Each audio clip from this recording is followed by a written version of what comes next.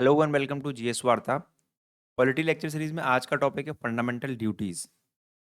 आज के लेक्चर में जानेंगे कि फंडामेंटल ड्यूटीज को कॉन्स्टिट्यूशन में क्यों रखा गया, कौन से आर्टिकल में फंडामेंटल ड्यूटीज का मेंशन किया गया है, ठीक है। और वेरियस एस्पेक्ट के बारे में पढ़ेंगे। फंडामेंटल ड्यूटीज, कितने फंडामेंटल ड्यूटीज है हमारे कॉन्स्टिट्यूशन में, ठीक है। तो आज आज जो है सारी बातें इन चीज़ों के बारे में डिस्कस करेंगे। यही शुरू करते हैं अपना लेक्चर। ठीक है, फंडामेंटल ड्यूटीज जो है इंडियन कॉन्स्टिट्यूशन के कहाँ से इंस्पायर की गई है। मैंने पहले भी आपको बताया, जब भी हम कॉन्स्टिट्यूशन के बारे में पढ़ते हैं, कॉन्स्टिट्यूशन के किसी भी फीचर के बारे में पढ़ते हैं, तो वो कहाँ से बोरो किया गया, कौन सी कंट्री से बोरो किया गया है, कौन से आर्टिकल में उसका मेंशन है, ये हमें पता होना चाहिए। कौन से आर्टिकल में मेंशन है ये पता होना चाहिए जरूर, ठीक है। और उसको लाने के पीछे क्या कारण है, ठीक है, क्यों रखा गया है उसे कॉन्स्टिट्यूशन में, ये तीन चीजें जरूर पता होनी चाहिए। बोरो कर देखिए, कॉन्स्टिट्यूशन के वेरियस फीचर जो है, हमारे कॉन्स्टिट्यूशन मेकर जब कॉन्स्टिट्यूशन बना रहे थे तो उस समय पर उन्होंने वेरियस कॉन्स्टिट्यूशन को स्टडी किया, वेरियस कॉन्स्टिट्यूशन अदर कंट्रीज के कॉन्स्टिट्यूशन को स्टडी किया। तो देखिए वहां से जो है उन्होंने क्या है, कुछ चीजें बोरो की गई हैं, ठीक है। तो हमें जानना जरूरी है कि हमारे जो कॉन्स्टिट्यूशन में कुछ फीचर्स हैं वो कहाँ से बोरो किए गए हैं। देखिए, फंडामेंटल ड्यूटीज की जो बात है इंडियन कॉन्स्टिट्यूशन में, तो कहाँ से बोरो की गई है, वो यूएसएसआर, ठीक है, यूएसएसआर, ठीक है। उस समय के सोवियत जो रूस हुआ करता था, वहां से इसको बोरो किया गया उस फीचर, ठीक है। उनके कॉन्स्टिट्यूशन में लिखी गई थी, तो यहाँ हमने भी सोचा कि हम भी इसे इम्प्लीमेंट करते हैं अपने कॉन्स्टिट्यूशन में। ठीक है, 1976 में ओरिजिनल कॉन्स्टिट्यूशन में फंडामेंटल ड्यूटीज नहीं थे। ओरिजिनल कॉन्स्टिट्यूशन में हमारे फंडामेंटल ड्यूटीज नहीं थे, ठीक है, ओरिजिनली। लेकिन 1976 में कांग्रेस पार्टी जो थी, ठीक है, स्वरण सिंह कमेटी को जो क्या रिकमेंड किया उन्होंने, ठीक है, अबाउट फंडामेंटल ड्यूटीज, ठीक है। उन्होंने क्या कहा फंडामेंटल ड्यूटीज के बारे में, उन्होंने कहा कि इसके बारे में आप देखिए कि क्या कर सकते हैं इस बारे में, फंडामेंटल ड्यूटीज, ठीक है। 1976 में जो है वो सरदार स्वरण सिंह कमेटी जो है वो रिकमेंड करती है फंडामेंटल ड्यूटीज को।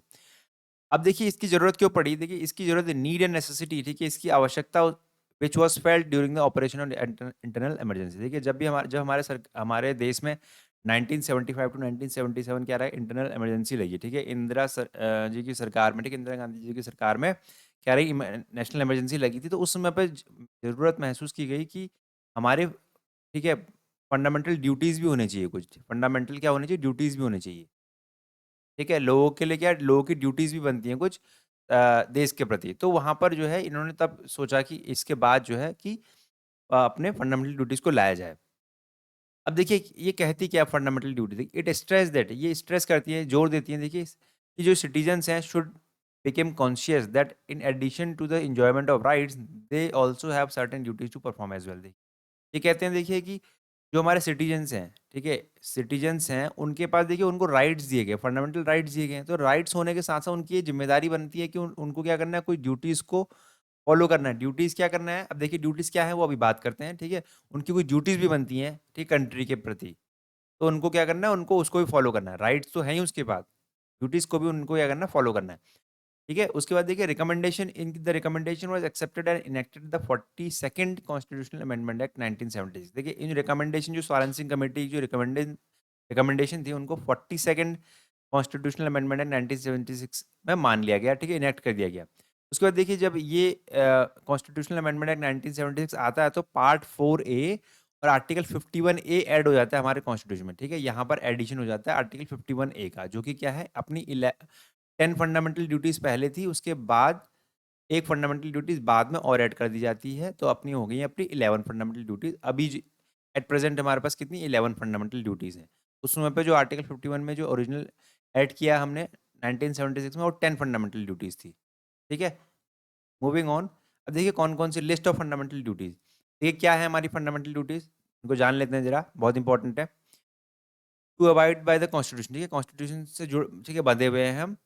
And respect its ideal in institution, national flag and national anthem. देखिए हमने क्या करना है, हम कॉन्स्टिट्यूशन से बंधे हुए हैं, ठीक है। हमने क्या करना है, इन उन, ठीक है, जैसे अपने नेशनल फ्लैग है उनका रिस्पेक्ट करना, नेशनल एंथम का रिस्पेक्ट करना, उनके नेशनल एंथम के रिस्पेक्ट में हम, ठीक है, उनका डिसरिस्पेक्ट नहीं करना है। तो ये पहला पॉइंट है अपना फंडामेंटल ड्यूटी, नेशनल फ्लैग और नेशनल एंथम की रिस्पेक्ट करना। To cherish and follow the noble ideals which inspired us national struggle for freedom, ठीक है। अब जैसे ऐसे विचारों को, ठीक है, ऐसे विचारों को, आदर्शों को क्या है हमने ठीक है, उनको क्या करना है, अपने चेरिश करना है, ठीक है, संजो के रखना है ऐसे आदर्शों को, जो हमारे नेशनल स्ट्रगल की याद दिलाते हो, ठीक है, फ्रीडम की याद दिलाते हो। उन आदर्शों को हमने क्या संजो के रखना है, याद रखना रखना है हमने उन चीज़ों को। ठीक है, ये है। थर्ड क्या देखिए, to uphold and protect the sovereignty, unity and integrity of India. हमने क्या करना है देखिए, देश की अखंडता, अक्षुण्णता, ठीक है, इनको बनाए रखना है, ठीक है, संप्रभुता को बनाए रखना है। इन तीनों पॉइंट्स को मैंने कहाँ मेंशन कि देखिए अपना हम जब मैंने प्रिएम्बल का लेक्चर पढ़ाया है, ठीक है, प्रिएम्बल देख लीजिएगा पॉलिटिकल लेक्चर सीरीज में, प्लेलिस्ट में जाके देखिएगा, वहाँ पर सॉवरेनिटी इंटेग्रिटी के बारे में बात किया गया है, वहाँ पर देख लीजिएगा। सॉवरेनिटी क्या हो, सॉवरेन नेशन वो होता है जिसके ऊपर क्या है, जो अपने डिसीजन खुद लेता हो, ठीक है, उसके ऊपर कोई अदर अथॉरिटी नहीं होती है। To defend the country and render national service when called upon to do so. देखिए अपनी कंट्री को डिफेंड करना है, और जब भी नेशनल सर्विस की बात आए तो क्या है, जब भी आपको मौका मिले तो आपने क्या करना है, नेशनल सर्विस देनी है, ठीक है, ये बात कहते हैं थर्ड थर्ड पॉइंट है। फिर क्या, टू प्रमोट हार्मनी, ठीक है, हार्मनी, ठीक है, समाज में जो है वो भाईचारा बना रहे, हार्मनी वगैरह, ठीक है, ये स्पिरिट ऑफ कॉमन ब्रदरहुड, ठीक है, भाईचारे की भावना बनी रहे, ठीक है।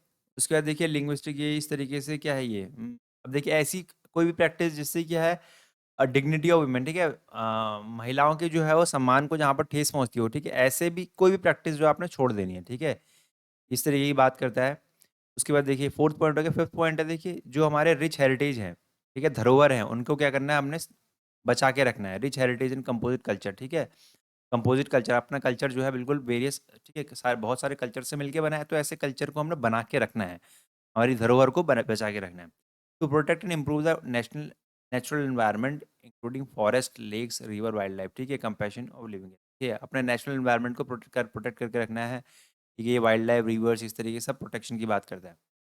नेक्स्ट क्या है देखिए, to develop scientific temper, humanism and spirit of inquiry and inform and reform. देखिए हम देखिए एक कंट्री तभी प्रोग्रेस करता है जब वो क्या है, साइंटिफिक टेम्पर रखता हो। साइंटिफिक टेम्पर का मीनिंग है वो वैज्ञानिक सोच रखता हो, ठीक है, वैज्ञानिक सोच रखता हो, ठीक है, ऐसा नहीं हो कि पुराने जो रूढ़िवादी सोच है, ठीक है, जिसमें हम सुपरस्टिशन पे विश्वास रखते थे, ठीक है, जादू टोने पे विश्वास करते थे, उस तरीके की सोच को थोड़ा पीछे रखते हुए हमने क्या करना है, साइंटिफिक टेम्पर को डेवलप करना है, ठीक है, वैज्ञानिक सोच रखनी है, ठीक है, इस तरीके की सोच रखनी है, और स्पिरिट ऑफ इंक्वायरी, ठीक है, हमने हमारे अंदर क्या होना चाहिए, इंक्विजिटिवनेस होना चाहिए, देखिए पूछने की क्या होना चाहिए, हमें क्या होना है, क्वेश्चन पूछते रहना चाहिए, कोई क्वेश्चन क्या करना है, क्वेश्चन पूछने की आदत होनी चाहिए, ठीक है, इस तरीके की हमें स्पिरिट ऑफ इंक्वायरी, ये ठीक है, और बदलाव करते रहने की हमारे अंदर क्या होना चाहिए, ऐसा डेवलप करना है हमने, ठीक है, सुधार होने चाहिए समाज में।